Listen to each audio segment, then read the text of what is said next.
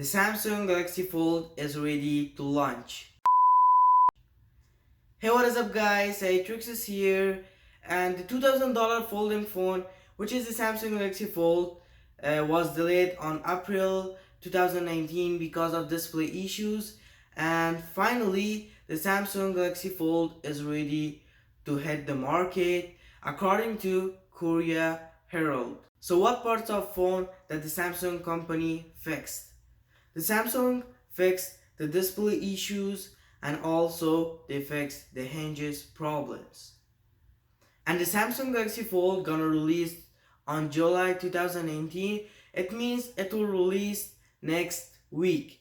And yeah, we are waiting for this product, and I hope that the Samsung company will fix all the problems and issues that the Samsung Galaxy Fold had.